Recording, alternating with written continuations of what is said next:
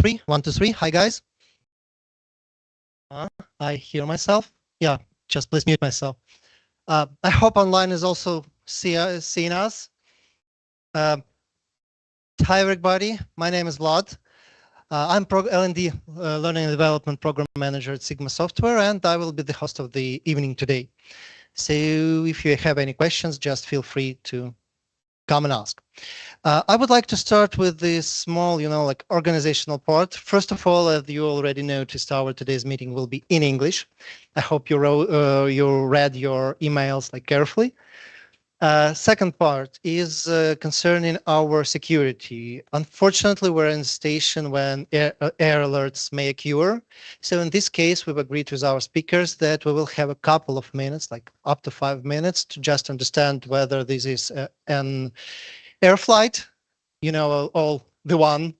And if it is, we may be continuing. But our colleagues will be following the situation, and in case of critical emergency, we will have up to 10 minutes to move downstairs. Yeah. So in this case, just please follow me or Olga there, the lady in white. And we have a secure place, -1 floor. If you get lost, just remember Sigma Software, -1 floor. We have seats there. And for those in online, don't worry, we will take notebook. And thanks to our support team, we have internet there. So I hope that with certain delays, but we'll continue our online translation. So, and the last part, the most important place for all the offline events is the toilet. So just feel free to go there during the meeting. Don't raise your hands. Don't ask, I need to go. Sorry, may I? Feel free, but make it please a little bit quiet for not to disturb our speakers. And I think that from my point here is everything organizational part is over. Last point, I promised an excursion for some of you. We will have it after the main part. Yeah, those of you who volunteered, and we'll have a 10 minutes break after the main part. And then after that, we will have a small 40 minutes, 40 minutes question session with our speakers. And you will be able to ask questions from the audience, but I will be moderating that. Okay? Just don't shout out of the blue. And those online, you also can ask your questions, and my colleagues or myself, we will read them. Not all of them, unfortunately. Yeah, we have little time. We need to go with the schedule, but in any case, we'll try to ask the most interesting questions. After that, we'll finish with a small surprise from my colleague Olga there, and that will be it. So somewhere 7 p.m. today, we will be finished. Any questions here? Yeah, let's talk. I won't take the time, from our speakers, and directly from ITRN. Yeah, I would like to introduce our two main speakers today. These are Dave Morgan, right? Sorry if I'm introducing not correctly, and Marty Kratky Katz, right? Yeah. Thank you. So, guys, I will pass the microphone to you. We have two microphones and the clicker. One moment, I need to turn it on here for our online translation. 1 minute. Up. Yeah.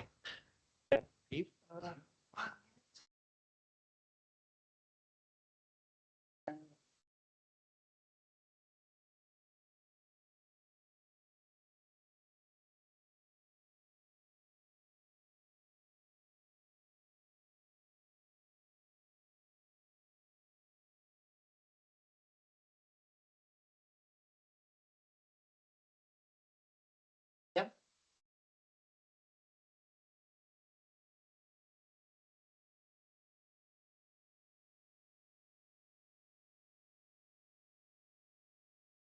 I hope you're all right. Perfect. Awesome. Thank you so much for the kind welcome. Yeah, thank you everybody for coming today. Probably a good place to start is to tell you who we are. Oh, sorry, I'm in the way of the camera. You want me there? There we go. You want me in the show? I got it. Cool. So maybe a good place to start is to tell you who we are. Dave, you want to take it away and tell the crowd about yourself? So I'm a several-time tech entrepreneur. I've been doing startups in advertising technology for 30 years. I know that's probably longer than many of you have lived, and probably maybe most of you have lived. I've been fortunate to exit some of them well. So, build them from nothing to something. Code has been at the core of it. And I've also been very fortunate over these last several years to work with a number of developers in Ukraine. And we're really excited. I'm very excited to be here with some of the very best technical talent in the entire world. And we're, in awe of you and everything that you're doing today. And I live in New York City. Thanks, Dave. So I'm Marty Kratky-Katz. The emojis didn't show up, but I'm Czech Canadian. I'm also an advertising technology entrepreneur. I started my first company about 13 years ago. I started 3 companies over that 13-year time span. My last company was a company called Blockthrough. Started that in September of 2015. Sold that about 12 months ago. And just about a month and a half, 2 months ago, stepped down as a CEO of that company. So I'm still an advisor to Blockthrough, but I've had my little exit out there. And obviously we're excited to share our knowledge with you today through the panel and a bunch of different questions that will be asked. The grilling that is yet to come. But we often get the question of, why does the clicker not work? That's not the question. Hold on.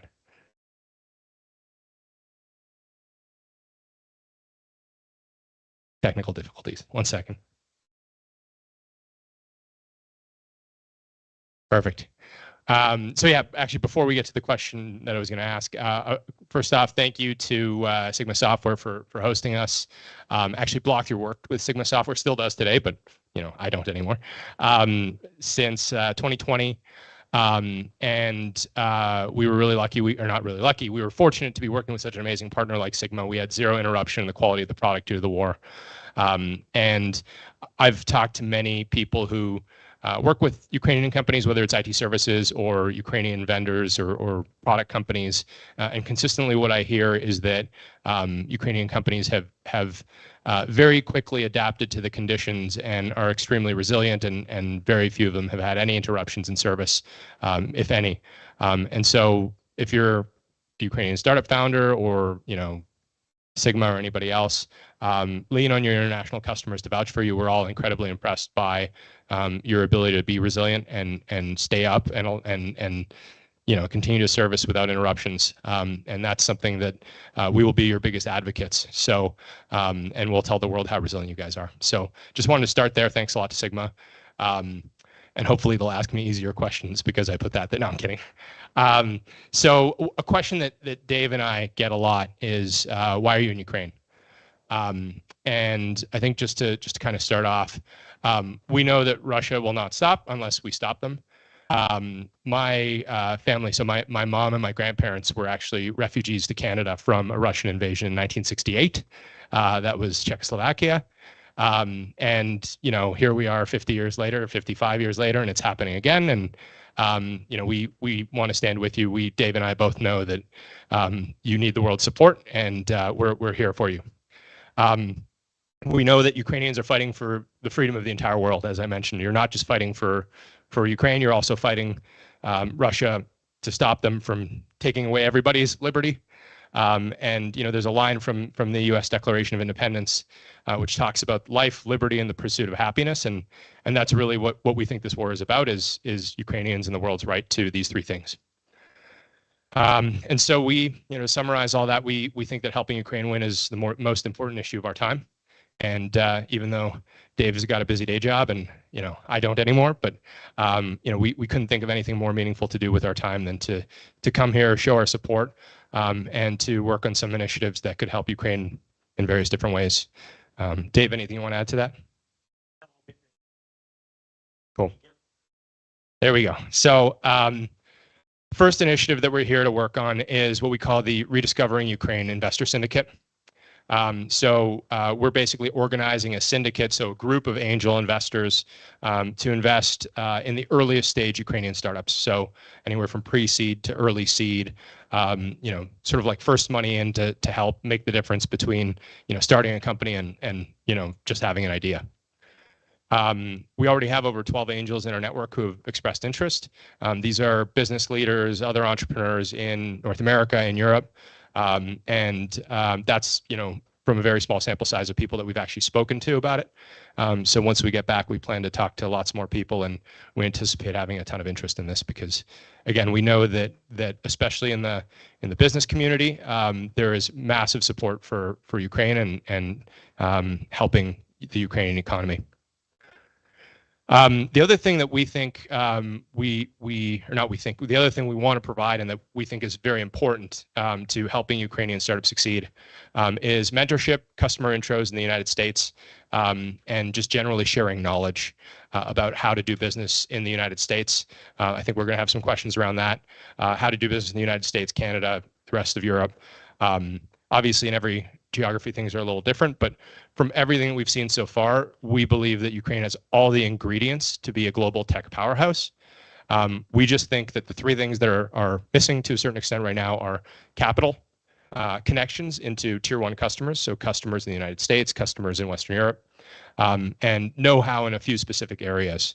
So what I mean by know-how here is really some minor skills that need to be developed around product management, for example, around how to market and sell to the biggest customers. But all the hard skills are there. I think I read a statistic that Ukraine per capita has the most engineering and sort of STEM, science, technology, engineering, math graduates per capita of just about any country in the world, and has had that for generations. And so we think all the ingredients are there. And there's just a few things missing, and we want to help deliver those because ultimately winning the war is not just about the battlefield, but it's also about the economy. Dave, anything you want to add there? Yeah, I think I would say that one of the things, and we'll get into more detail when we talk, is we've been very fortunate in North America that there have been many, many, many decades of entrepreneurs in tech before us. And so that means not only do you have models to look to, case studies to read, people to talk to that have worked there, but you actually can talk to the founders and the investors in those companies, and they can help you through those things that happen every day in the world of the small startup and the tech startup. And those are the kinds of things that we want to be able to introduce, because we know sometimes it's that check and the connection and the know-how, but it's also the encouragement, the maybe it's the rebuke sometimes. It's like, no, that's dumb. Don't do that. or the therapist sometimes. Yeah. So those are the kinds of things that we know that will be important. And so that this isn't just the idea of having a fund of people that sit, 7 to 10 hours away in a time zone, but people that will be very involved in here and, here frequently. So I think that, we know that human connection part between the investors, the people that have founded and done it before, to people that want to do it, is going to be really important. Thanks, Dave. Of course, I mentioned there's 2 initiatives that we're working on right now. The second initiative is what we call our special marketing operation. So in March of 2022, a month after the full-scale reinvasion, we began organizing a coalition of international publishers, sorry, the word's missing there, publishers serving ad campaigns in support of Ukraine in various different ways. So basically donating their unsold ad inventory to help Ukraine with these campaigns by basically running ads from various different organizations, from the National Bank of Ukraine through to even some government agencies. Since then, that coalition has served over 30 billion ads globally in support of various pro-Ukraine initiatives. And we think there's a lot more opportunity there. So this is a very small scale. This is a handful of ad tech companies and publishers doing this right now. And most publishers in the United States, Europe, and elsewhere, they typically don't sell about 10 to 30% of their ad inventory every month. And so we think that we can get other publishers to jump on board and donate their unsold ads to what we believe is global freedom and democracy in helping Ukraine win. Anything you want to add there, Dave? Yeah, the part I think that it's important I'll add is that we know that for the troops to be able to win in the front line, they need not only an extraordinary amount of support behind to keep the economy going, to help support those initiatives with logistics and supply and everything else, but it's also an information war. And that's something that the Russians have been driving disinformation globally for, you know, many, many, many decades. And we know that this is important. And so we're coming from the communication industry that we do in advertising, where you're delivering messages with data. We know that that's an area where we have expertise. And Marty and his colleagues have been doing an extraordinary job already getting started in there. And that's another area that we want to be able to develop and do in parallel, because, this is, the support that we give has to be able to be sustained. And a lot of times that communication is very important, like for it to be delivered in our own countries and in the United States, for people to understand what's happening and truly to understand them in the support. You cannot go to the smallest town or the smallest village in the United States without seeing Ukrainian flags everywhere. And it's the same in Canada. Yeah. Yeah. It's unfortunate that has to be a silver lining, that it took the last year and a half or more for everyone to truly understand Ukraine and the true national identity of Ukraine. But it is so important, and there's so much. So don't pay attention to the craziness in Washington. That's the problem with a 250-year-old democracy. You've got crazy people sometimes in your capital. So I'm sorry about that. We had a really crazy president too. We got rid of him. We're not going to let him come in again. But we know that part of it is going to be really important too. And as people that work in that, we know it needs to be part of our mission as well. So, дякуємо. Слава Україні.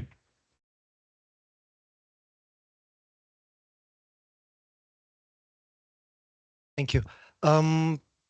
Guys, any questions from the audience?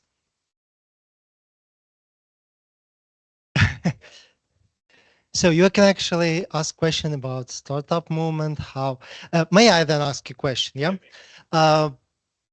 How was it for you when everything started here in Ukraine, and for your businesses, and how actually our interaction with you, as a company or Ukraine as a country? So how was it, and what you can notice peculiarities of it for this communication?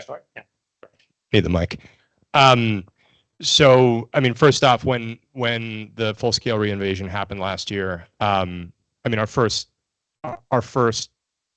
thoughts were, we hope everybody's okay on our team, and on our team from Sigma, I should say, and so they immediately, without exception, they all communicated what they were working on, what actions they were taking. To make sure that not only they were safe, but also they would they were in a position to continue to be productive. We told them to not worry about that second part for now, and first and foremost take care of themselves and their families, and sent them a little bit extra money just to make sure that if they needed extra resources, they had it. So that was the first thing for us, was just to make sure they were okay. I think in times of crisis, one thing I've learned as a leader, or as 13 years of being a leader of various companies, if you take care of the people around you, they will take care of you, and so that was really our first concern. But really within days, they were all, every single person that we were working with from Sigma was, if they had to evacuate, they were already in a new place, they were set up, they were ready to go, they were shipping code, the same week. Folks who couldn't evacuate or didn't need to, same thing. They were within a day or two, they were shipping code, and obviously there was, we wanted to support them psychologically, and I made a point of talking with every single one of them to make sure that they were okay, and if there was anything they needed or if they needed to take some time off, that we understood. But nobody did. Everybody was ready to go, and one of our teammates from Sigma was still is in Odessa, and there are constant attacks against the infrastructure there, as you guys know, and he had a generator that he could ship code even when the power was out, and it's just, again, to go back to that one slide that I was talking about, the resiliency of the Ukrainian people. I've never seen anything like this, and at a national level. It's not just one or two people. You have resilient people in every country, but the level of resiliency here in Ukraine across the board as like a national spirit is something I've never seen before, and I think that's another thing that makes it gives Ukraine the potential to be that global tech powerhouse, because I think the best entrepreneurs I've ever met are the most resilient ones. So, my and our experiences are, very similar to Marty's. When it first happened, I mean, certainly, all of us had been watching the situation for years here, and we're certainly hoping that what seemed to be looming could not really happen. I think in the United States, sometimes we can't imagine that these, not having to confront that directly on our border, because we just have Canada on our border and Mexico. My wife is Mexican, so we're pretty nice. Yeah, we're yeah. We couldn't imagine this kind of circumstance that you have. As when the full reinvasion happened, I think we had sort of a similar multiple levels of things. We had a couple engineers working for us in Ukraine. It was quickly checking in with them to see how they and their families were. One of them was on the move. Both of them were in areas that were where there was fighting. One had stayed, one moved. We immediately did what we could to help out economically. They were like, we want to work. I'm like, no, like go off. They're like, no, this is actually good and healthy. It's important. And so that, I think it was very surprising to our team to say, I can't believe it. They're like, communicating from bomb shelters in cars on their phone. They're writing code. Like, they're crazy. But it was that level of commitment and focus, and it really meant a lot to everybody. And I think we all saw across the industry. One of my friends is a Ukrainian American who who was born in Lviv but moved, I think, as a 10 or 12-year-old to the U.S. He is a successful entrepreneur. He has a startup fund. He within 2 days stood up a way to make direct connection to people in need. He created a network. It was called the 1K Project, and he let anyone who would go. You could be basically connected directly with a family who had need, and you would make a direct $1,000 grant with no management or administrative fees. And it would be someone like, I need to go with my children. We're going to go here. I need gasoline. I need this. And a lot of our employees immediately did that individually. Within, I think, in the first 3 weeks, he got $12 million in $1,000 direct contributions from people directly to families. And it was really special because you could email, you'd be texting or emailing back and forth, and they'd send some photos, and so it became very human. And I think that people don't realize that the values are so consistently shared. I mean, I can easily say my first time to Ukraine was in May, June. I've never been to a place that's more like America, well, Canada too. We're a little bit different sometimes, but than Ukraine. And so that was one of the things that really humanized it. We had the resilience and just that connection to humanity. So there are guys online. Thank you very much. We actually felt that. So thank you for your support. Getting back to startups, I would like to ask a question. By the way, guys online, I'm following your questions. Like, feel free to ask them. I would like to hear a little bit about your first startup. So how was it? It may be either in Ukraine or the one like the first you had. So how did you actually decide to go there this way? And like, how was it for you? I'll start since I'm older and you started your first company before I did. So. Yeah, yes, I get, yes. So I was working in the newspaper industry. You don't know what those are anymore, but there's these paper things that people used to print on that sometimes had news. It's sort of like taking a web page and putting it on a dead tree with ink on it. And the industry was shifting in the early 1990s to digital, and it was clear this would happen, but we didn't know what it would look like. And I had ideas about how you could target advertising directly. You could change ads no matter who on the same content to different people. And I was at a conference in an elevator, got on the 17th floor in Dallas, Texas. On the 14th floor, someone got on with a badge. It said, Brad Burnham, AT&T Ventures. I was trying to get a deal with a different telephone company. I was in running clothes to go out for a run before the dinner, and I pitched him my idea in 14 floors. He was interested enough, but he couldn't actually meet with me because he had to go into the cocktail party. And so I followed him in my running clothes.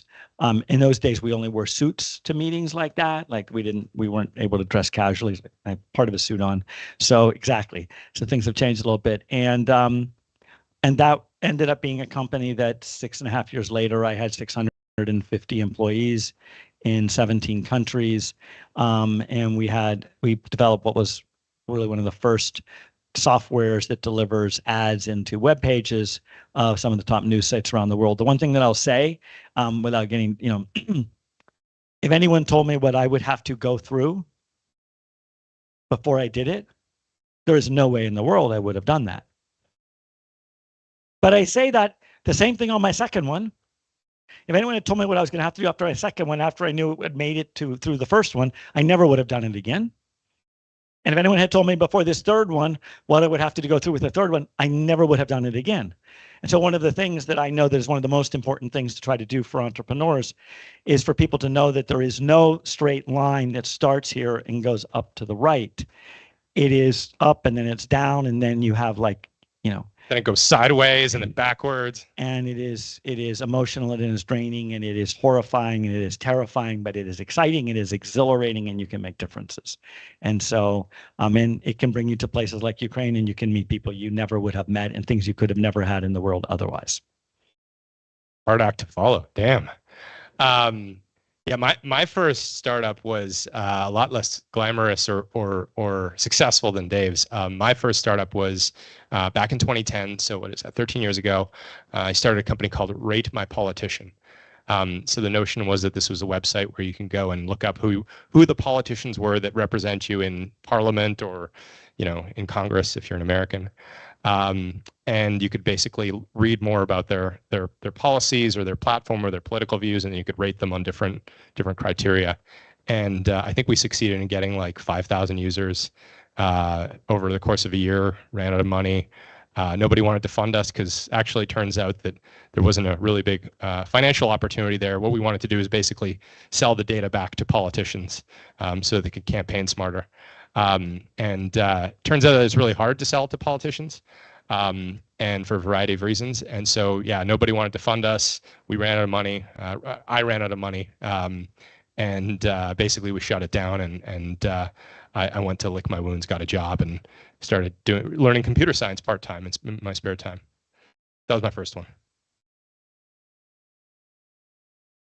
Thank you. Actually, yeah, I heard similar stories to yours. Yeah, when you need to go down to go up. Yeah, and Dave, when you were talking about your startups, why won't go to the second and the third? It actually felt like with my kids. After the first one, I said I will never have the second one, but I'm a father of two, and I'm not fond of getting the third one, but who knows? Anyway, yeah, we have a question actually from the online. So I will read it. Elvira, thank you. I will start with you. Do you know of any programs or funds that can support Ukraine startups in the United States to easier adaptation? When incorporating in the United States, so when startup in the United States from our point of view, I think. And what is the best place to do that? I'll hand it to Dave because I'm actually not American. So, as I think I understand it, the question is, how do you get funding from U.S. funds from U.S. investors for Ukraine startups, and how would you handle the legal structure in the U.S. or actually operating structure in the U.S.? Okay, so the vast majority of technology companies that have been started in the United States in the last 40 years have been started by immigrants. So, number one, you can imagine if it's a question of math, and I think everybody here is pretty smart in math, right? I mean, I was in political science, so that's not really a science anyway. But so the majority of the startups are started by immigrants, and immigrants are a minority of the population, which means you actually have a real advantage if you're an immigrant, if you want to get funded and start, because you're going to work harder, you're going to be more focused, you're trying to rise up and do things from another place. So I would say it's actually pretty straightforward. Our particular interest here, which I'd like to sort of pivot the question into a little bit, is in our particular area, we're very focused on funding entrepreneurs and founders in Ukraine. They're going to build their businesses in Ukraine, and that are going to be hiring in Ukraine, because we know the importance that is going to mean in the economy long term. So we're particularly focused there. But as I mentioned, my friend Alex Iskold, he's now a venture capitalist, and so the legal structures are pretty straightforward, actually. The corporate structures in the U.S. are pretty simple, and for entrepreneurs, literally, you can go to Y Combinator and Google it. It's an incubator in the U.S., and they have a standard set of documents that they help develop that every single startup uses, including all of the forms. And you can literally incorporate and do these things now without a lawyer. I mean, it's just a matter of a few filing fees, and so it's become a very open and pretty big process. And anyone can email me, dave@simulmedia.com. And I'm happy to sort of send links on those if that's helpful. I already asked Alexander if we can have more microphones during our next session. Actually, we're done with this part. I will save these questions if I run out of my during the second session, and I would like to thank you very much for your presentation and your answers. And I hope for more answers and more insights from you during the second part of our meeting. And right now, thank you guys. I would like to pass the word to our next speaker.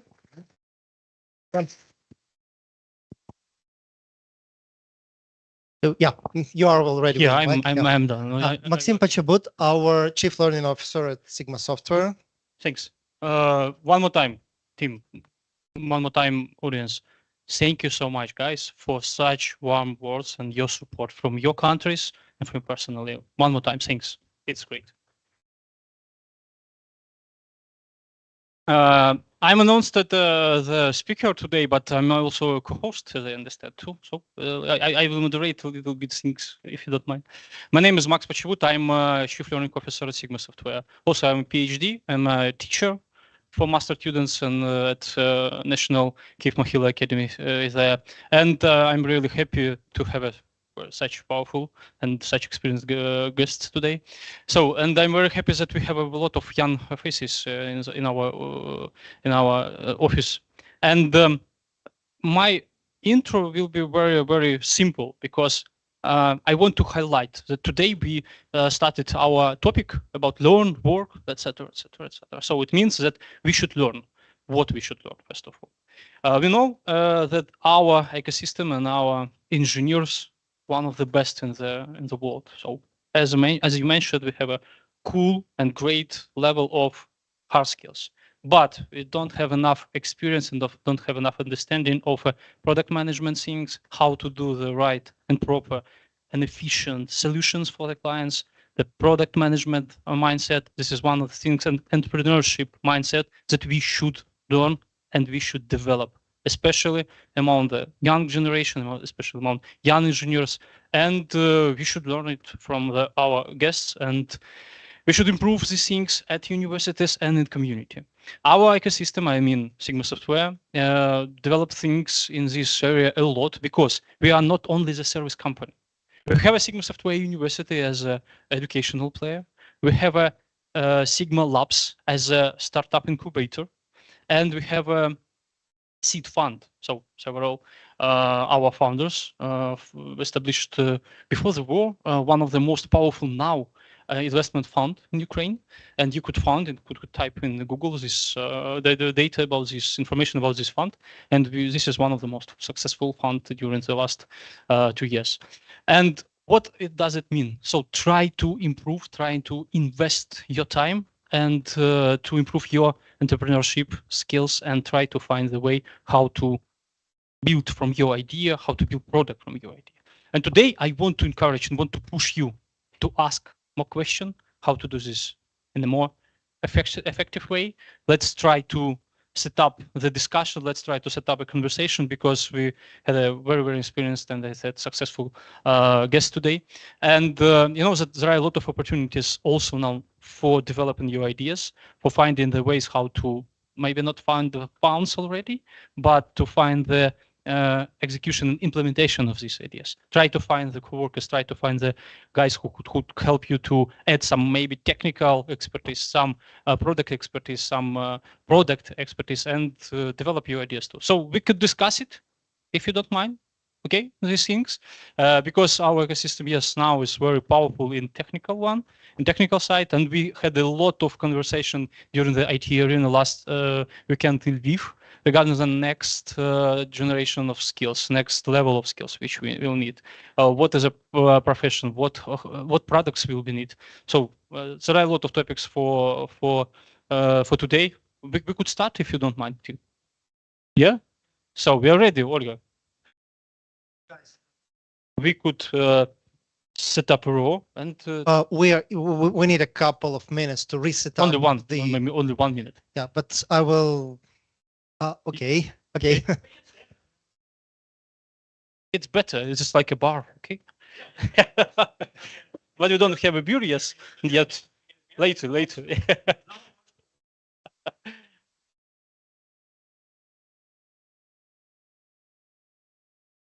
So, and we need to start with a drink, yeah.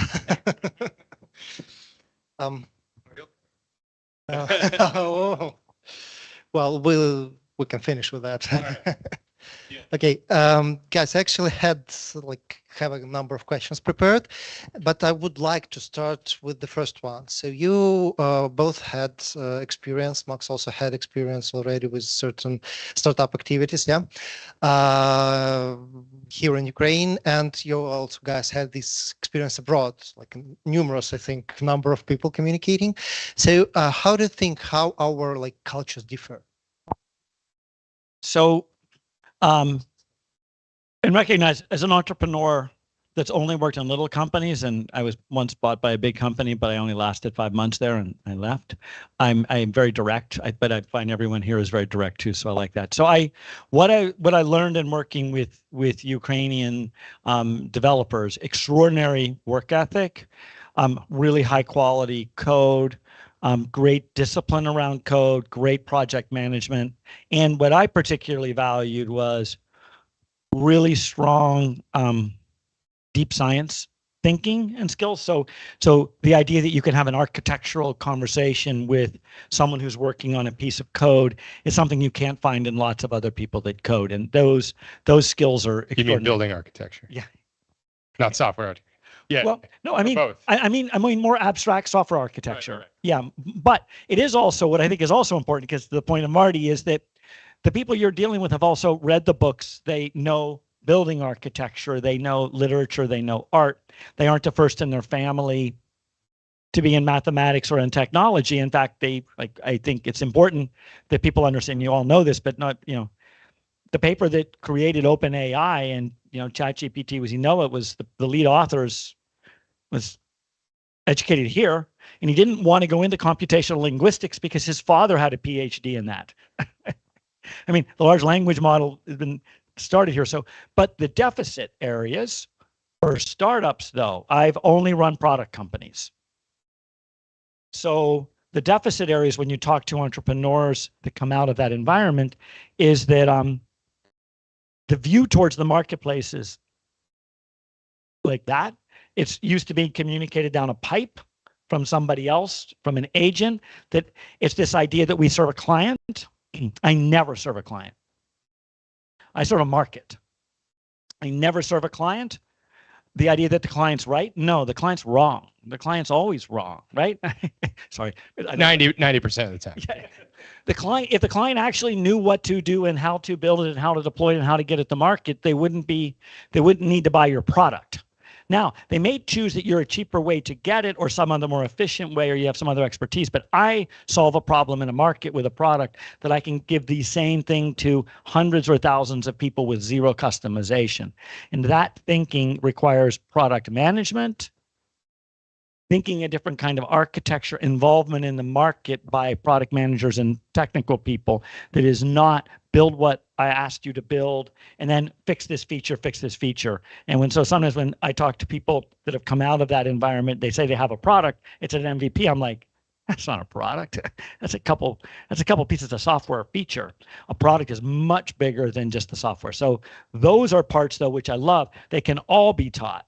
They're all the kinds of things I'm sure in Sigma University, this product class and thinking like this. And so that's what I'm excited that, like, I think the ingredients are here and that part's easy to add. Mike's. Yeah, no, I mean, Dave said a lot of really, really good stuff. I agree with everything Dave said. I think just to add on to that, I've had more than one conversation with some small, IT services shop that has 10 people and they tell me they have 3 products, and it's like, well, no, you don't. The reality is that when you're building a product company, all of your resources, everything is all about that product, achieving what's called product market fit, and building a product the market wants. And any resources you're not spending that will, whether it's cash, whether it's people's effort, whether it's the hours that you can't sleep at night and you're thinking about something else as a founder, all of that is in the service of achieving product market fit, and then once you've achieved it, scaling that product. And it's not until product companies are very mature that they start launching second, third, fourth products. The Microsofts of the world, they didn't start out with a million different products like they have today. They really, every successful product company that I know of had one core product that they devoted all their resources to. And if they couldn't find product market fit with that product, they would go and build a different product. They would pivot and go and find some other opportunity and try to find product market fit there. But even in that scenario, it's all of a sudden, all of the resources that were pointing in this direction, now it's like, okay, that's not the right direction. Now we're pointing everything over here. I started my speech from the short story. 4 years ago, I had the opportunity to visit with our Ukrainian delegation 2 top universities. I think Berkeley and Stanford, San Francisco. And our lessons learned that this is a unique ecosystem with a triangle, university, business, and government of deeply relationship for building the right products and building the startup ecosystem in general. This is one of the difference, and we don't need to copy this. And I think we can't copy because we have a unique experience, we have unique history here in Ukraine, but we can develop our entrepreneurship mindset. It's not only about the general entrepreneurship mindset from the business side. I mean from the individual too, because now we are in the office of a service solution company, but in this company, we could create also the entrepreneurship ecosystem and environment for developing ourselves and for developing our ideas. It means that we could do this from the school and from the university. So, and one more time, I want to highlight that if you have an idea, you can find the solution. It means that, as you mentioned, if you fault here, please try to find another way. Try to find to different maybe product market fit. Try to add additional features. It's not only about software, because now we mostly focus on the professional role and profession, not about the business in general. So it could be possible because we have a lot of programs, we have a lot of interesting projects regarding developing these skills. And I hope this is one of the differences we could remove, because we should be incorporated in a global landscape here. Thank you.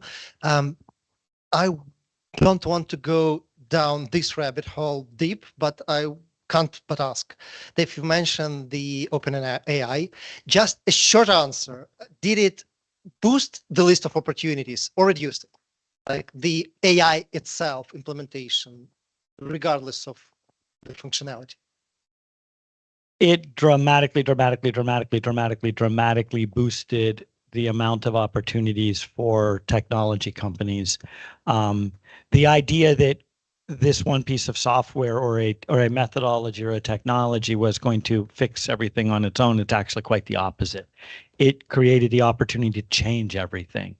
I came into this industry at a time when there was a notion of the paperless office because we were putting everything on computers. But we found out when you had widely distributed computers and then widely distributed printers, you actually increased the amount of paper in the office by more than 1,000 times. I came out at a time when we used carbon paper. There's this other funny colored stuff you put between pieces of paper to make copies. Like we have actually, it's not even 1,000x. I don't even know what you would call the exponential difference of like the 10,000 or 100,000x in thinking of it. So that is what OpenAI, that is what, that's what AI means. I think that's right. And I also think that AI is an opportunity for everyone in this world to become more productive, right? I think a lot of people think about like, oh, is AI going to take people's jobs? And like, I don't think that if let me restate that. Requirement that it makes them more productive. I don't think it's the requirement. I think it's if somebody leans into it and learns how to use AI correctly and how to really engineer prompts, you use that term like a prompt engineer. If you really learn how to do that well, your output is going to be dozens of times higher than anybody else's. And I think at the end of the day, I think about like in terms of a designer, there's two things that it takes to be a good designer. Like one is you need to like be able to put together the design, and two is you need to be able to have a sense of what does a good design look like. And that first part takes a long time. That second part doesn't take a long time. And so if you have that ability, you can use AI to produce, 10, 100 times more designs. And, once the tools are robust and can actually produce the specs that you need, much, much faster than you could before.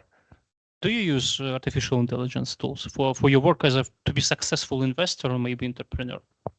I haven't been working as much the last year since OpenAI came out. I sold my company right before that, so I've been using ChatGPT a fair bit. Mm-hmm. There are definitely some corporate emails that went out that were 90% written by ChatGPT from my email address.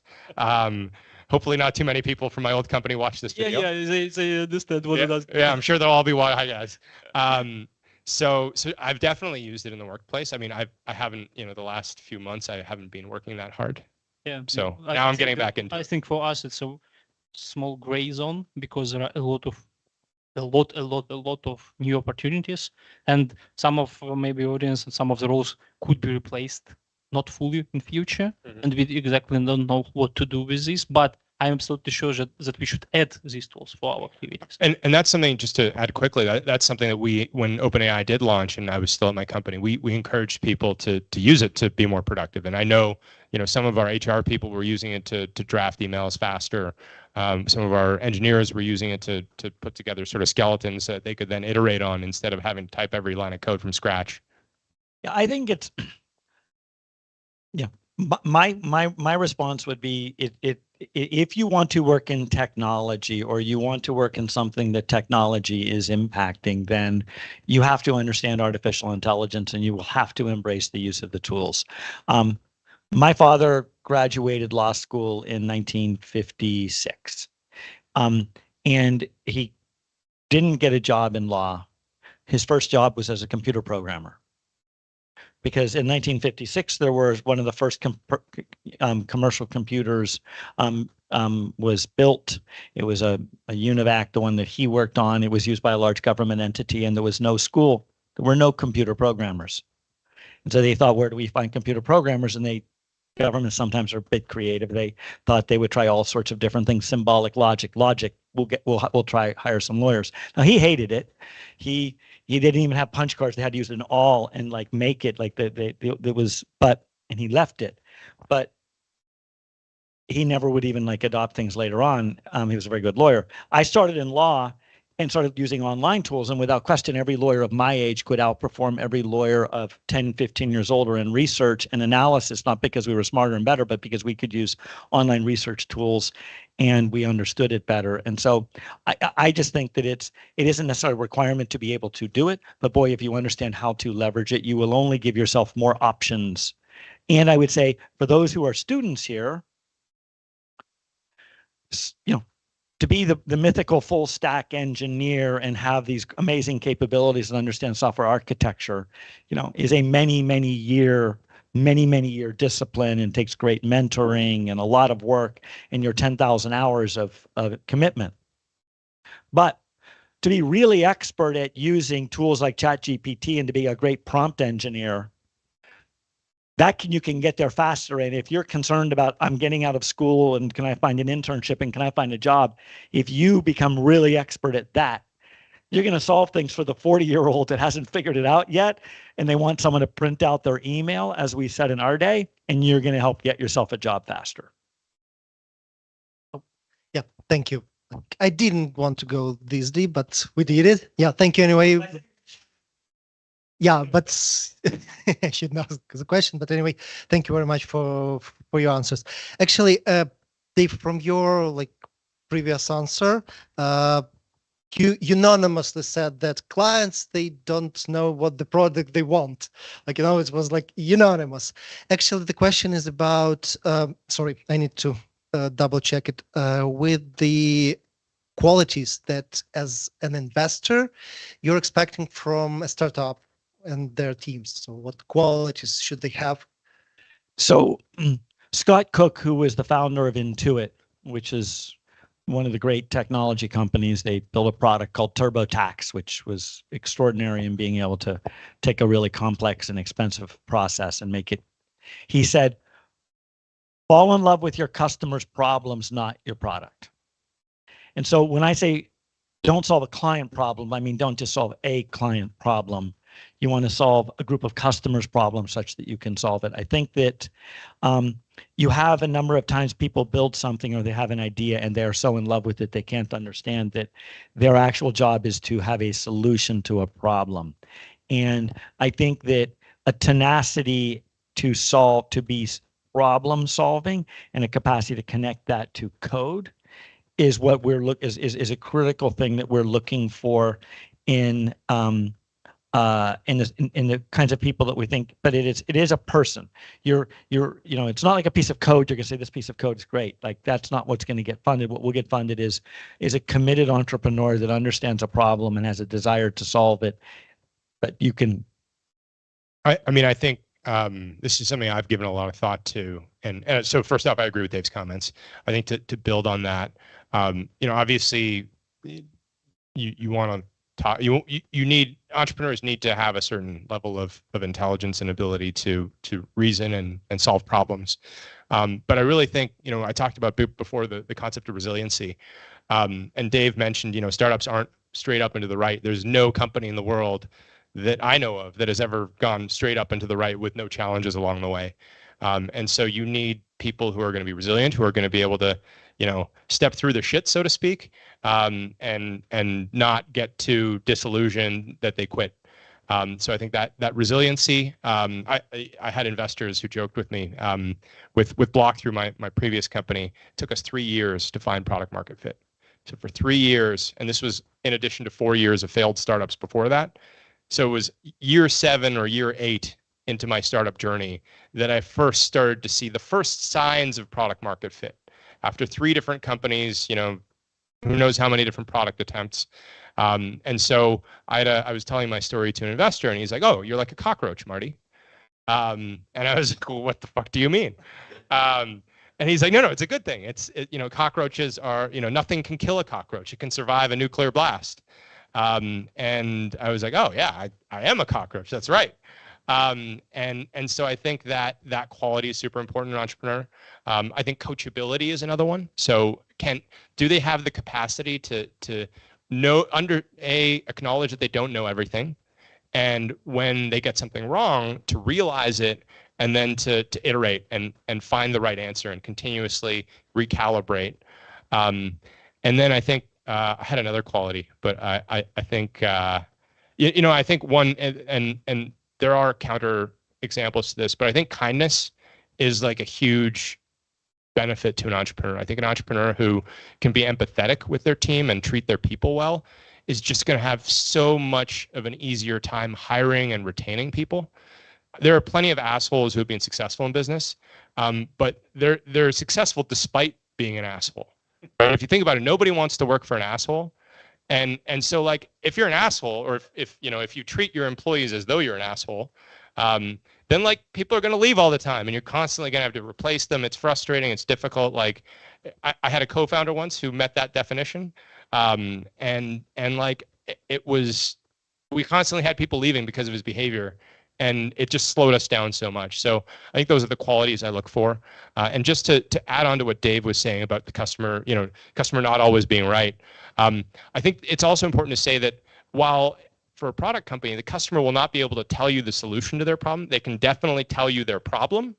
And if you bring them a solution that solves their problem, they can usually tell you that it's the right solution. So, yes, exactly. And I should have said that, which is a lot of people think that giving the customer the solution they ask for is the way to solve the problem for the market, and that's almost never the case. Correct. Agree 100%. It's never the case. It may be one to solve them something they need, and I think that's where folks like you all are extraordinary at that. Like, I know what I need to build in my individual business, but that may not be a market product. And that's the understanding, is they know their problem and they know when it's been solved. They just don't exactly know how to solve it. I think we had an enthusiastic question there. Do we want to save that for later? Yeah, actually, I wanted to Yes, pass yes, the word to yes. the audience after Yes. this question. Great. Yeah.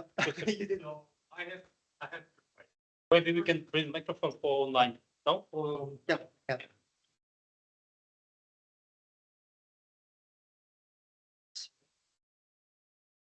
So I actually have two questions. So the first one I would like to ask, do you know any like very famous popular examples of when the ruler of the company was being an asshole, like you said, and because of that the company actually went bankrupt? Do you know any famous examples of it? I would actually say many. I mean, usually most of them never got big enough to become too famous. So, but certainly you have a lot of people in companies that were never able to ascend to what they could have been, if they had been, if they had been a good person. I mean, I would say, and this isn't necessarily fully an asshole, but Steve Ballmer could never continue the trajectory of Bill Gates, not just because he wasn't a technologist, but because he was a pretty harsh businessman, and he believed he used a very powerful technology that had a strong market position, and I would say overly aggressive in the market and how he applied it. And if you look at the value of Microsoft stock, you will see that it went up incredibly well until Ballmer took over as the CEO, and then it was flat until Satya took it over, and now it has gone up dramatically again. And I would say, if the one thing you would say, and Ballmer wasn't, I mean, Gates wasn't the perfect person either by any means, but Satya is an unbelievably empathetic leader and listener, and I think that's an example. I will also say, just for what it's worth, because I knew him from the 1990s, Elon Musk was an asshole in his first company. I do think he has been able to be successful in spite of being an asshole. But just think what maybe he could do for the world if he was a good person.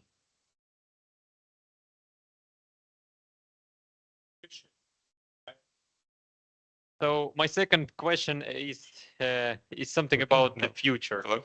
I would like to ask your opinion or an advice. What will be more useful in the future? Is it to be able to program by yourself from scratch, or there are any aspects of AI usage that could reflect you as a professional?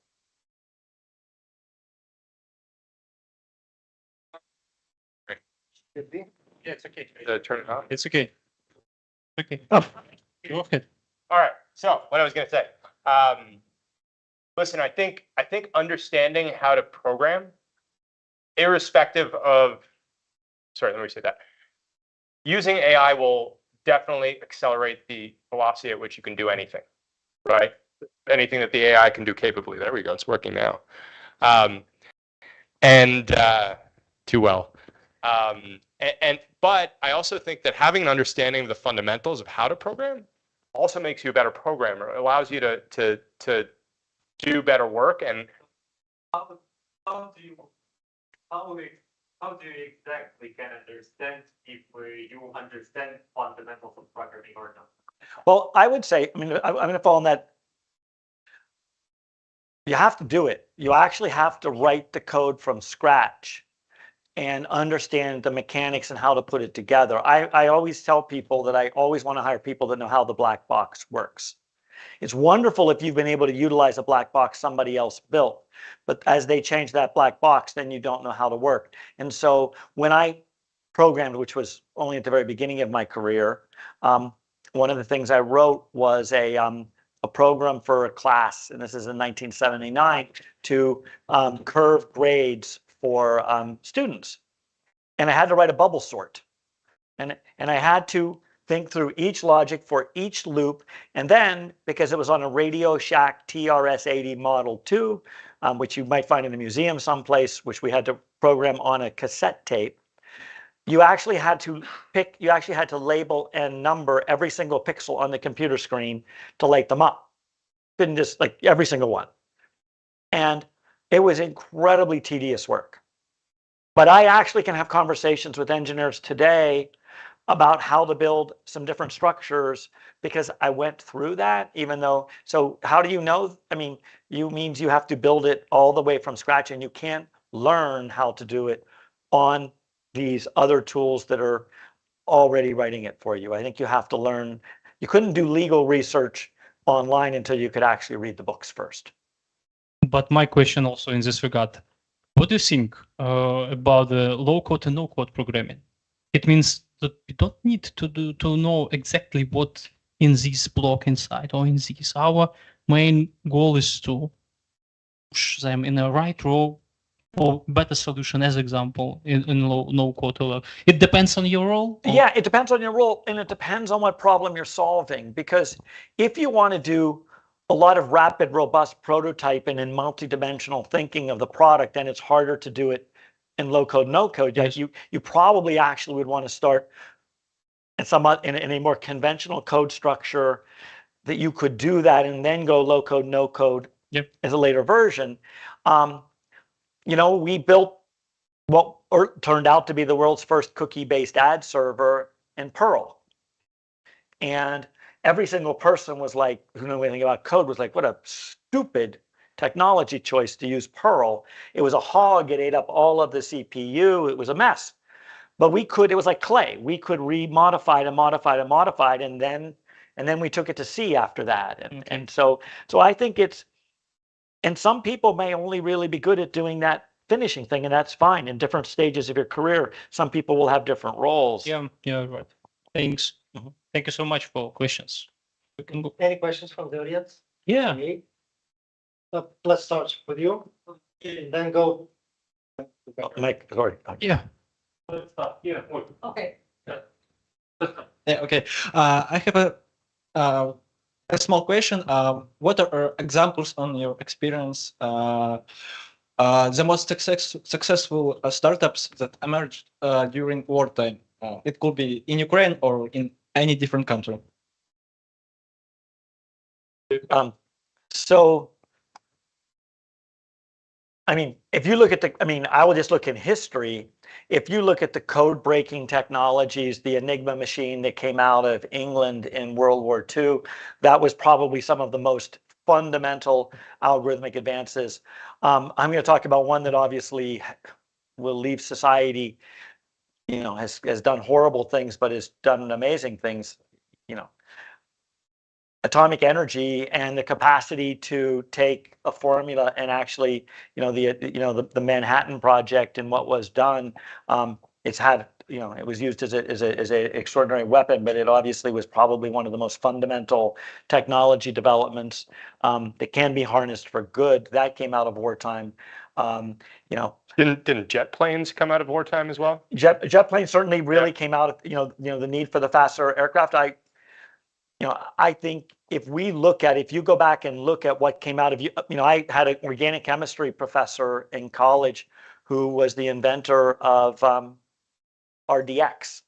And RDX is the explosive that's still largely used today in a lot of munitions to replace TNT, because it could be, and it was only designed for one mission, which was to break dikes in Nazi dikes with a bomb that could skip on the water.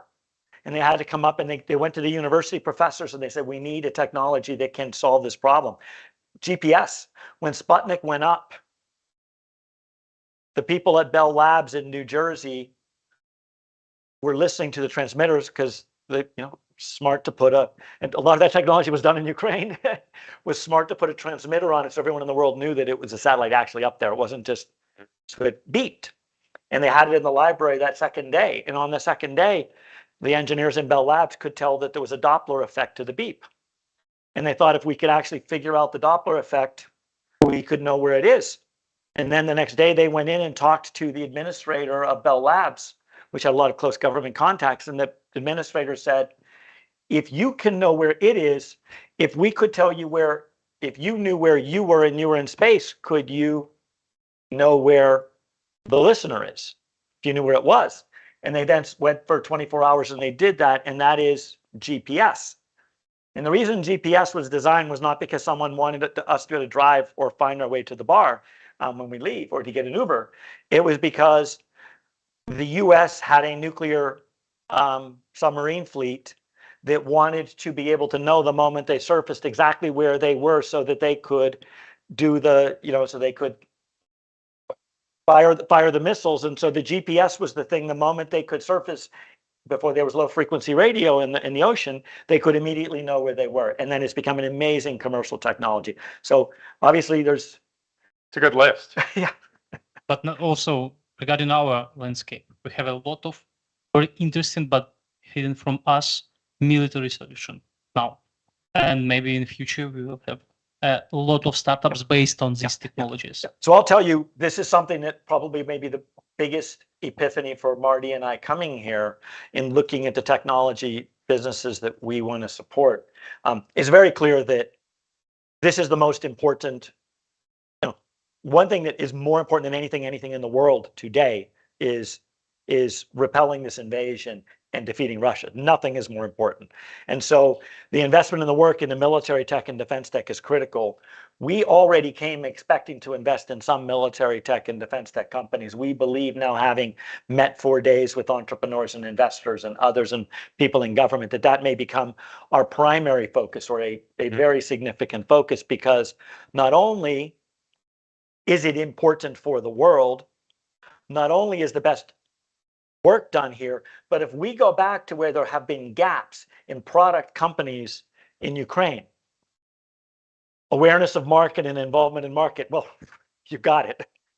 Number 2, connection to the direct customer and the business to business, you got it. Product management, so many of your colleagues, so many of your friends, so many of your family members who are technologists are going into the front lines. Yes, and they became product managers, supply chain managers. Exactly, and they're coming back out and they're helping build these companies. There's no question that in the next 20 years that Ukraine will be the world's most important developer, producer of advanced military tech and defense tech. I think there are some interesting models from Israel and South Korea where that's, but I think you will see it exceeded in Ukraine, given the scale of your economy, the scale of your technical team, and the moment in time that we all have to solve. Thanks. It's Can't top that. I agree. 100. Go on.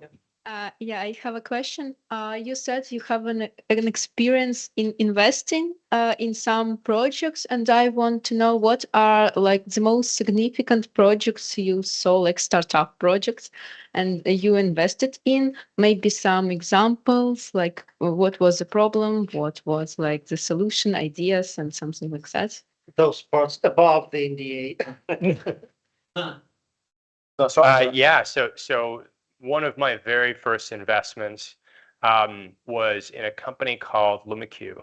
So this was actually before I sold my company. I had 2 really, really close friends, 2 of my best friends were starting this company. And so even though I didn't have much money, I think I took out a line of credit and put in 10 or 15,000 into this company. And so what they very much what I talked about before. They originally had this idea that they were going to build a platform for people to get advisors for their business or for mentors for their career. And they realized that wasn't working, so they devoted all their attention to finding this problem or solving this problem. And they realized there wasn't a problem to be solved that people were willing to pay money for. And then they pivoted, and one of them was an accountant. So they started talking to a lot of accountants to understand like what problems do they face in their career. And so I think it was like 2 or 3 steps before they finally arrived at what they do today, which is they realized that accountants in North America have a designation that makes them sort of that allows them to practice as a professional. It's called a CPA, Chartered Professional Accountant. And so they realized from talking with hundreds of accountants that every accountant has to do a certain number of hours of training every year to maintain their certification. And they fucking hate it. It's the most boring thing they could imagine. And it's like it was archaic, like courses online, you have to read something and answer a quiz. And so they realized that every single accountant they talked to found this the most boring and annoying thing. And so what they did is they started a podcast for advisors because they realized that podcasts were this really engaging format. They started a podcast for accountants, where they would interview like another CPA who's very successful, far along in their career, like a COO at some really big company. And they would interview them, and they managed to go to the organization that certifies these hours and get them to certify that as qualifying hours for their designation. And they're charging, I can't remember the pricing, but long story short, they realized that accountants were so annoyed by this, they were willing to pay, over $1,000 a year to solve this annoyance or get their company to pay for it. And so now they've been doubling year over year for like 3 or 4 years in a row. I think they're about to hit $10 million a year in annual revenue. Or maybe I shouldn't mention that, but they're growing really fast. And it's, probably the investment that I made the earliest that has grown the fastest and that I'm most excited about. But I think to go back to, I think you're asking because like, how did they find, the problem to solve? Is that why you're asking? I think what they did is they narrowed in on a particular area that they were close to. One of them had a CPA designation. He was an accountant by training. And he went and talked to hundreds of accountant friends and tried to understand, what problems do they as accountants face? What are their biggest annoyances and pain points? And not all businesses start that way. For me, my businesses didn't start by talking to hundreds of potential customers, but that is one feasible approach that they executed on really well and found a great business. Actually, there is an issue there for psychology experts with practices. They need to go through similar systems also. There you go. Yeah. Thank you for giving me an opportunity to ask Jens a question. And firstly, before asking my question, I want to thank you for all the effort you put into Ukraine, into its economy, its sustainability, and just I really and we all here really appreciate what you're doing for us. Thank you.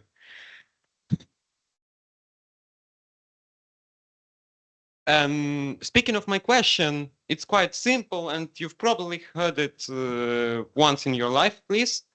What advice would you give to newbie entrepreneurs who are just about to launch their first startup, entrepreneur, whatever?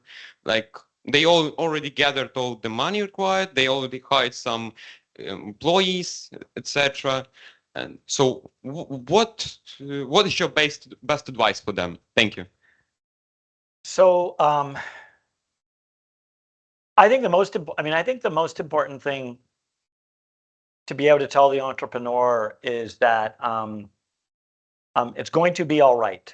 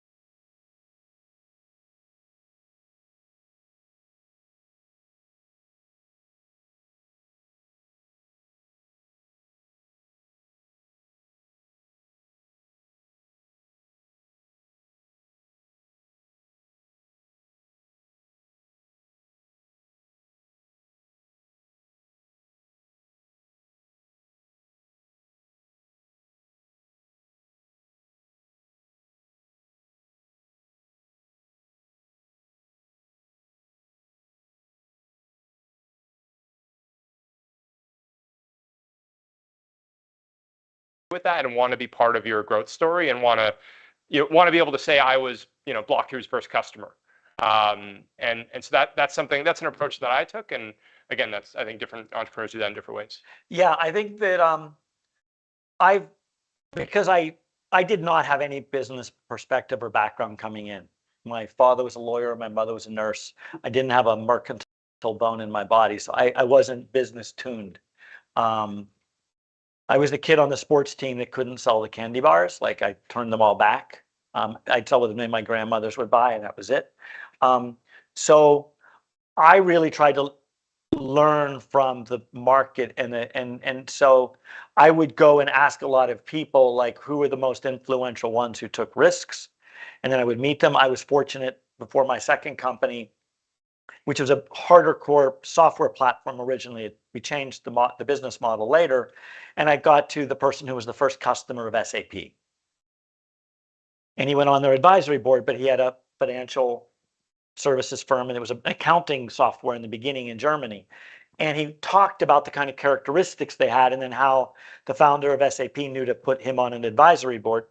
Marty knows a lot about advisory boards, to then be able to get others. What I've learned is, and I actually can give a better answer than just what I can tell you now, the audience, no one has captured this kind of approach better than Jeffrey Moore, and the author of Crossing the Chasm. It's a wonderful book, and it's on the technology adoption learning curve, and that's where the terms innovator has been a term, but early adopter, and trying to understand those characteristics of the customer so you have the right one, who not only will take risks, has ego in wanting to work with someone to create and solve a market problem, but who is also referenceable to others and has an ego about that too, so that they'll want to help you. But it's picking the right first customers, the right bell cow customers, are really, really critical. Could be absolutely the most important, and it's also getting lucky. Yeah, I think just to second what Dave was saying, I think that book, Crossing the Chasm, is a really good one to read if that topic of how to find early customers is important to you.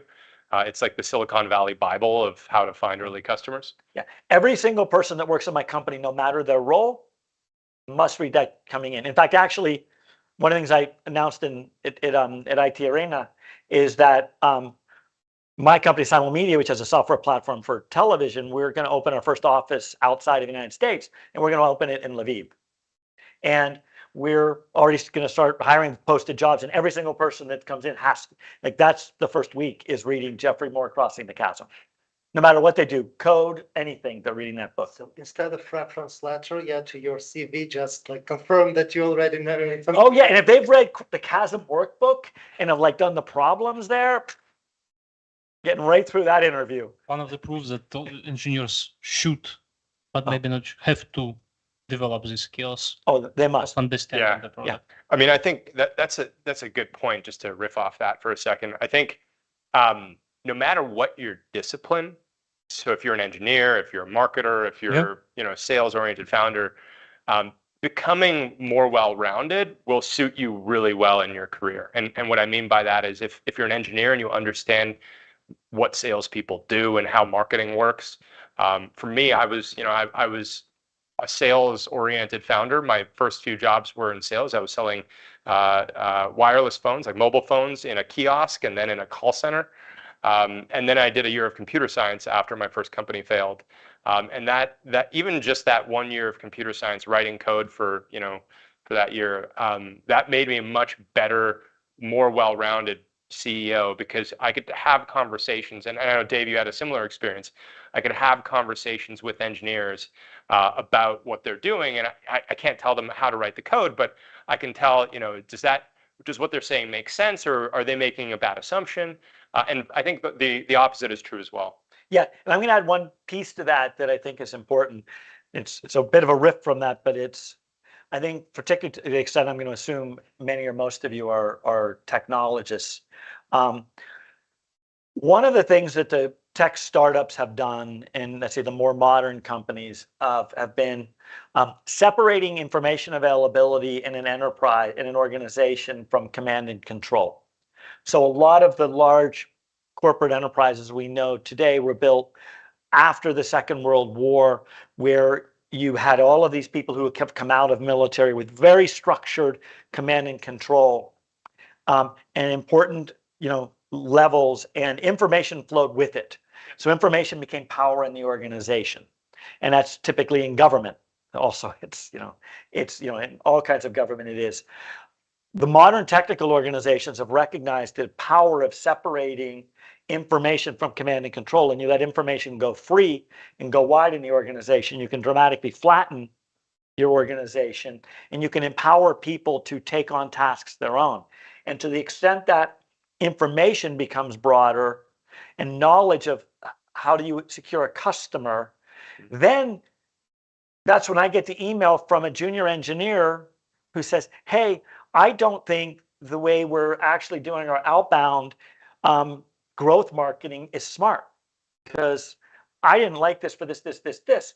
And they actually feel empowered to, like, because I read, like, in Jeffrey Moore, like, we should do it like this, and you're like, you're right. And immediately you're like, you don't, just because you don't work in marketing doesn't mean you can't make that impact. And of course, that person is suddenly on my radar. And so that, I think what's really important is that you become you care and are curious about the market you're in and how you work and how products are built and how every other function in the company works, because whatever function you do, you will do it better.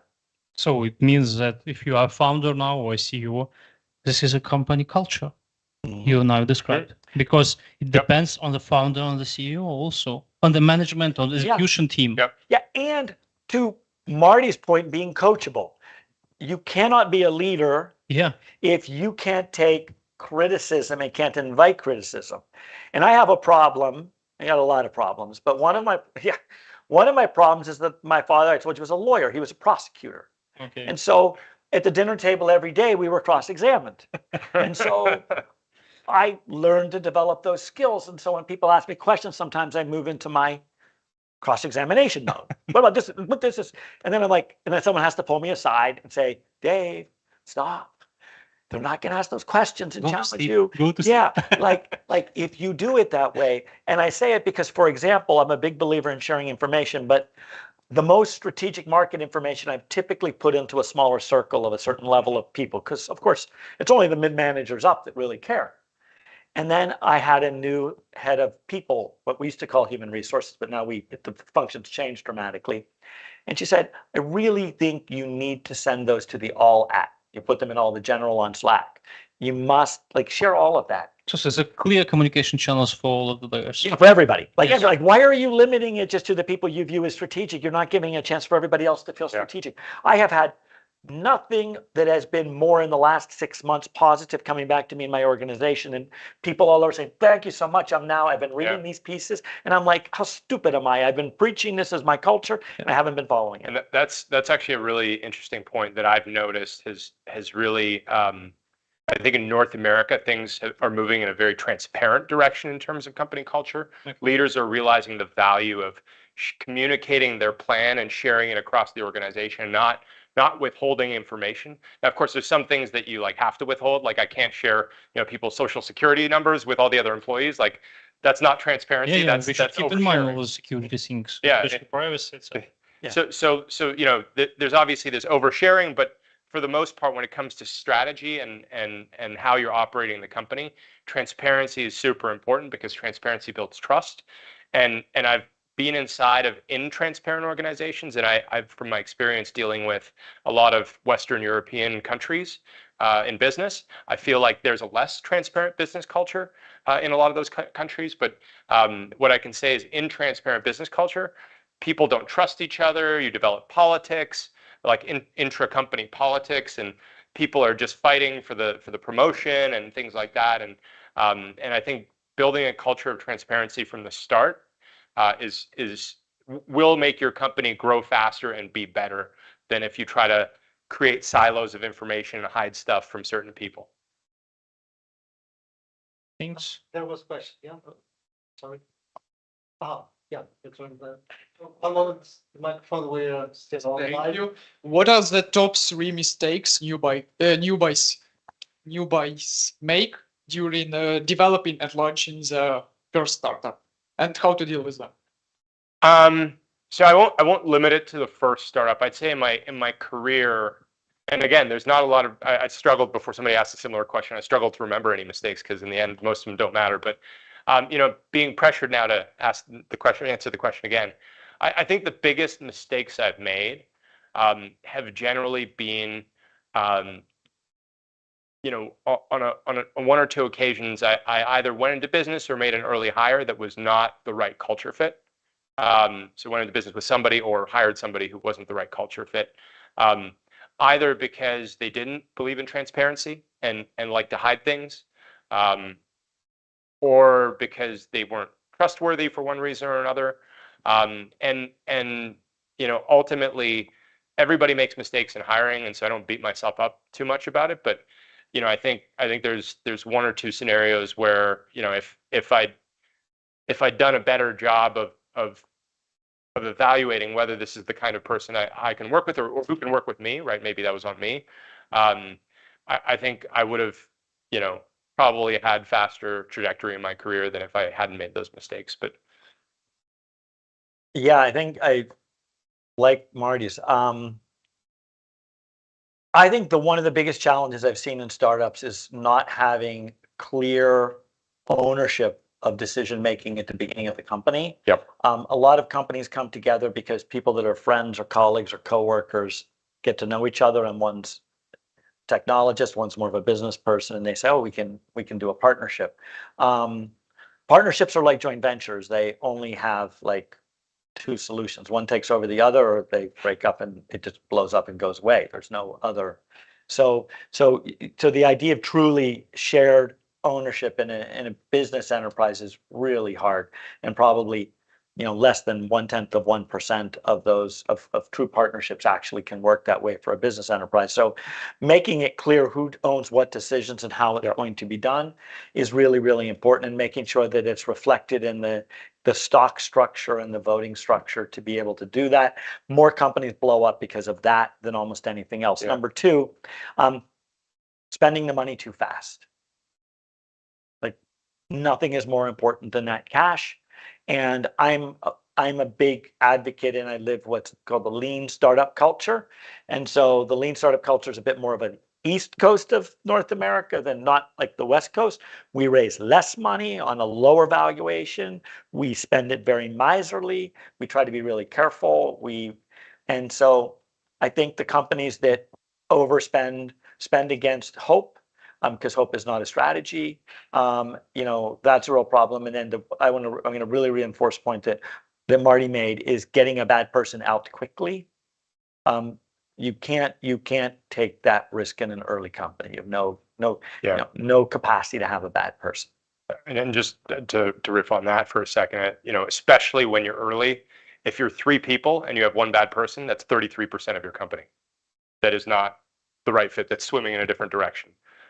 So super important to make those decisions quickly, and to solve those problems quickly. And just to reinforce what Dave said, one of I think my second company, we did a co-CEO structure where we had split decision making, and it was that was probably the dumbest thing I've ever done from a startup perspective.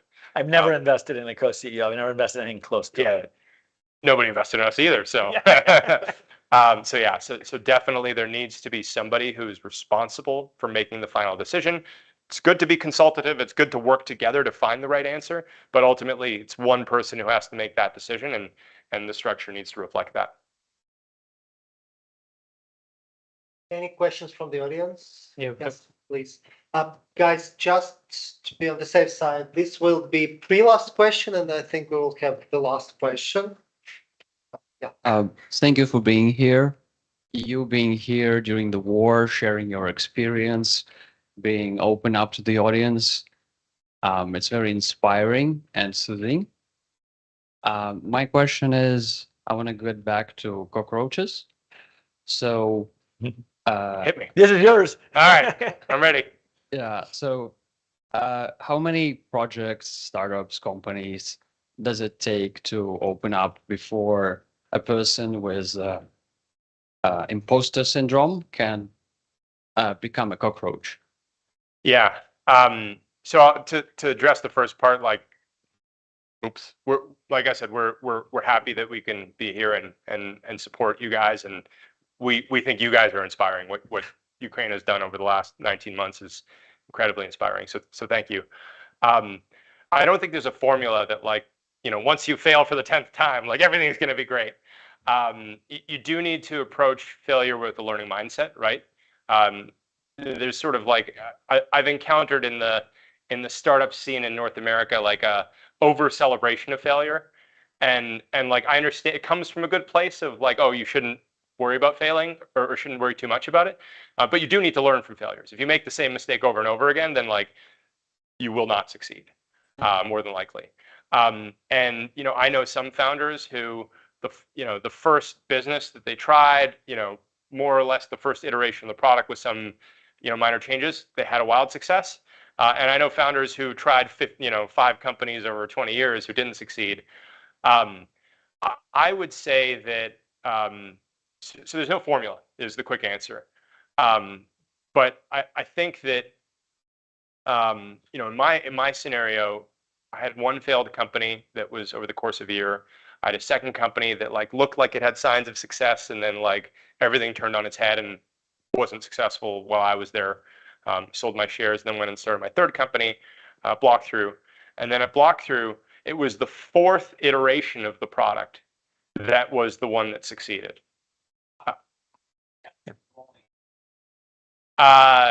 You know, that's a good question. So a number of things. One was I really wanted to succeed. I did not want to go and get a job, you know, working for a large company or something like that. I'd worked at a large telecom company before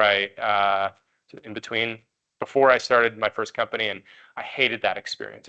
I knew I didn't want that. I was like, I need to succeed because the alternative is not a life I want to live. So that was one factor. I think another was I raised money not from, you know, a bunch of VCs who were, you know, investing somebody else's money or professional investors. I raised most of the money for Blockthrough from angels and friends and family.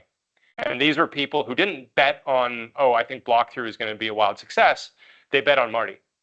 And so I did not want to go back to them because the first 3 versions of the product did not work. We made 0 money. And so I did not want to go back to my investors 2.5 years in, having made 0 money, and say like, hey, I lost all your money and we couldn't even put up $1 of revenue. Like that was just, the vision of that was shameful, and I did not want to experience that shame. And so that put, you know, sometimes it was like, I need to email 20 more investors so I can get another $25,000 to keep us going for another month. Or like, maybe there's this trick I can pull with payroll where I pay the tax later and like pay my employees first. I pulled every trick out of the hat that I could to keep the company alive. And like I said, it was 2018 that we took off. And that was 8 years and 3 companies, and you know, plus 3 failed versions of company number 3 before it worked.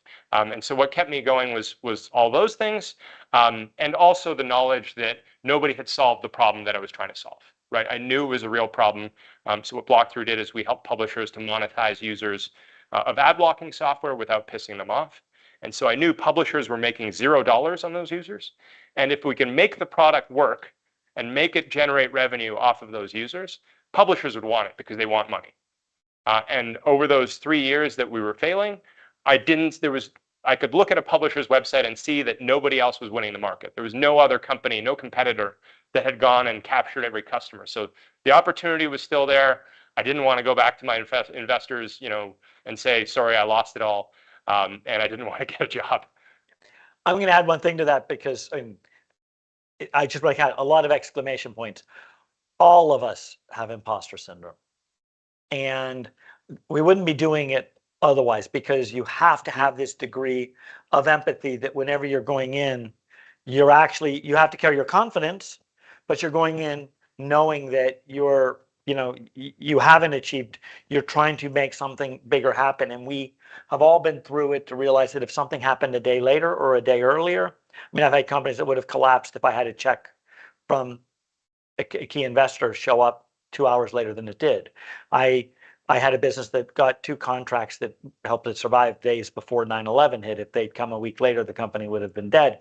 So when you've seen these kinds of existential things, you can then separate that from you just have to keep going, you just have to keep going, you just have to keep going. So it's we all have that. And it's I think Dave put up a really good point there, which is like it's getting through those existential challenges that gives you the confidence long term. The best entrepreneurs I know did not start off confident. They developed confidence through surviving and overcoming difficult situations. Yeah, and I'm going to put an opposite part on that, which is really important because this has been a big issue in a lot of the tech market in the last 14 years. The faux confidence of people that were on a part of a 12-year bull market run with zero cost capital that were, as we say sometimes for people that are born in wealthy families, they're born on third base and think they got a triple for American baseball. They actually thought they did something to actually make it happen. They're the ones that are in a disastrous place because they don't have that. They have no sense of imposter syndrome. They're certain that they're the best. And the moment they actually run into something that's really difficult, like a headwind, not a tailwind, they fold.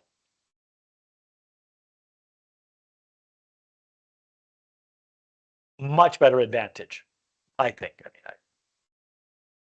Yeah, this will be the last question. So one question for the big parts. One question from the audience. One question from the audience. Two. And there's a special prize. I have a special prize in my bag for the. You're gonna get it. Okay, it's very short question. You, Marty, said that you have a lot of pivots. Could you say what the best time to make this pivot? I mean, when you should hold the idea, or you should make this pivot actually? So, I think I'm trying to think about the pivots that I had at Blockthrough, because Blockthrough was the one where we pivoted multiple times and then finally found product market fit. We never changed the problem that we were trying to solve. So over the 4 iterations of the product, the 3 that failed and the 1 that succeeded, they were all trying to figure out how to monetize AdBlock users for publishers in a way that doesn't piss off the AdBlock user. Every single version. The difference was that the first 3 versions were trying to fight the ad blockers, circumvent them. And then the 4th version, we were like, after 3 iterations that worked slightly, in different workflows or different types of ads, finally we said, hold on, I don't think that fighting the ad blockers is a sustainable strategy. We don't think it can work. But what if we make friends with them? And what if we go to them and say, hey, publishers need to make money. The users, they don't hate all ads. They only hate the really annoying ads, most of your users. So let's agree on a middle ground. And we knew they were already open to that based on their work with Google and other large companies. And so what we ended up doing is pivoting our technology from trying to circumvent ad blockers through like proxying and all sorts of weird shit to instead filtering the publisher's ad systems in real time.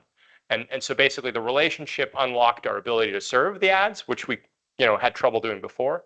And then our focus shifted from trying to hide the ads from the ad blockers, hide them from a code perspective or detectability perspective, to actually making it a better ad experience for the user. So your question, I think it's hard to answer because we didn't like drastically shift the problem that we were solving. Like my friends with that LumaQ, the podcast for accountants, they did drastically change their product.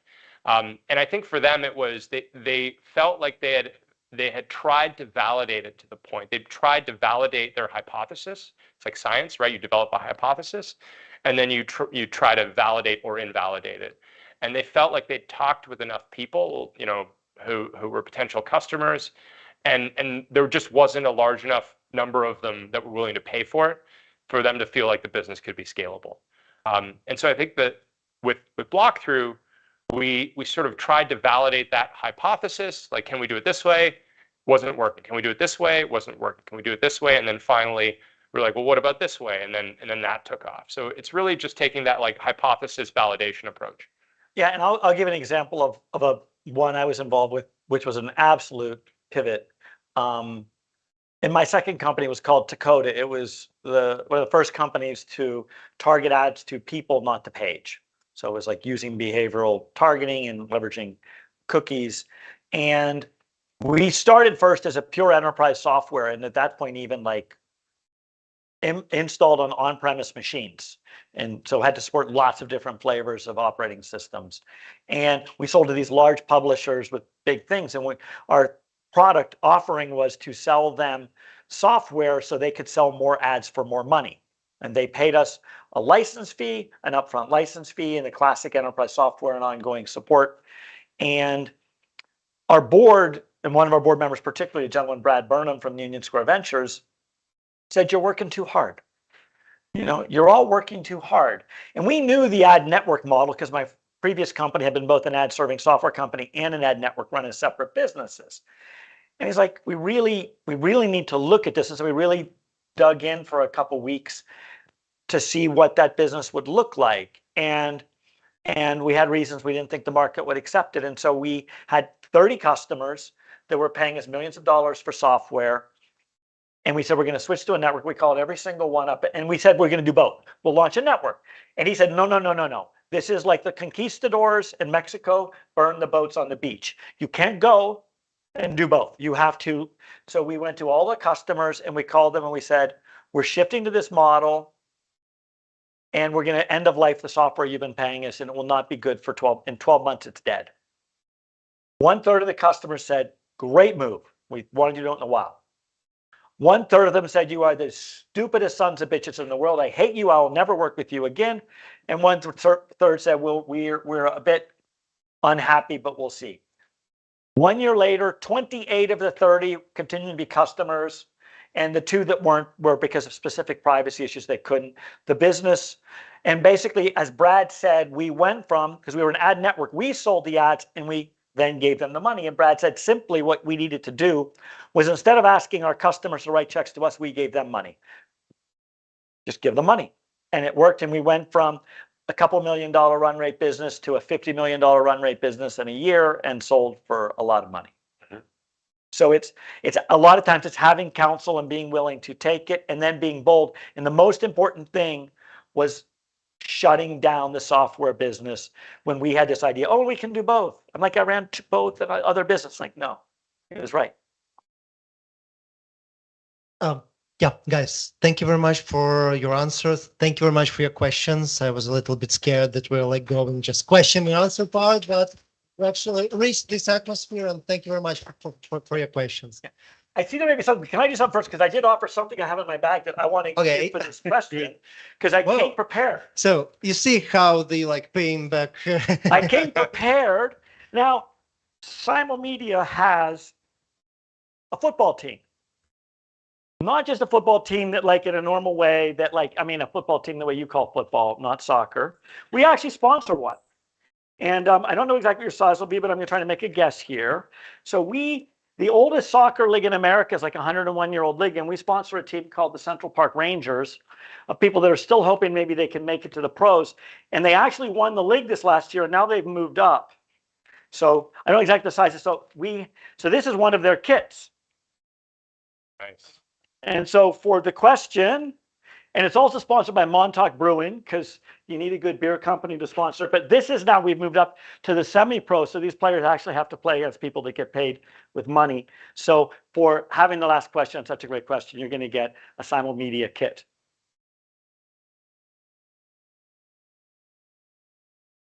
He didn't even give me one of those, so you're lucky. Well, I know, but you're welcome.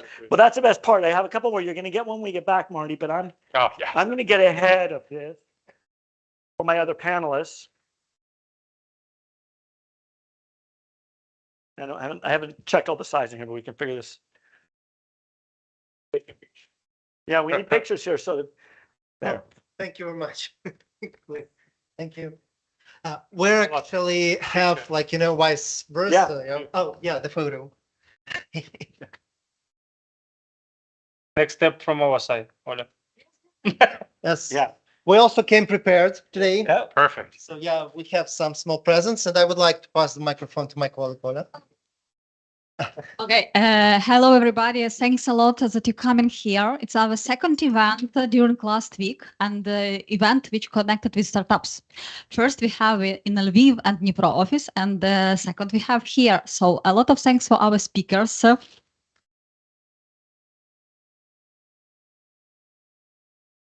Yes, we have some presents for you. And we encourage all of the participants to take part in our contest, startup competition. We have a startup competition in our ecosystem. Nice. Last previous year it was IT Eureka, but now it's a unicorn. It's a new brand. So please follow us and take part because we have funds for the best of them and prizes. Yeah, So some of them that's- are already there in Sigma Labs. Yeah, you can check. So go on. Yeah. Also, we have present from Sigma Labs. Yeah.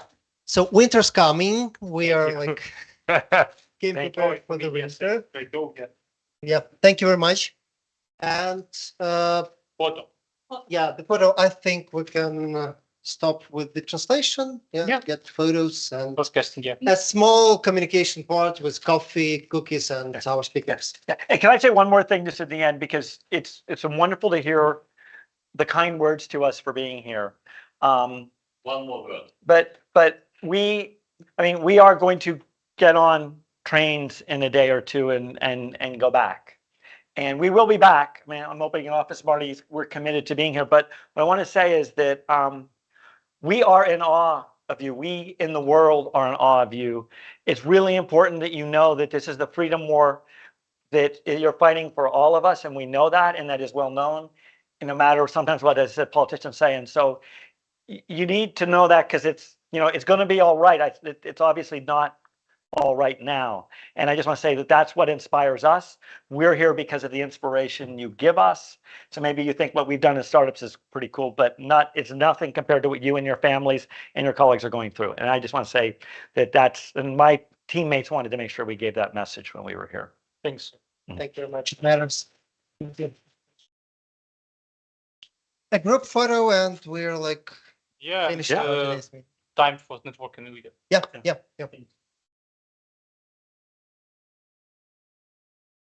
Yeah.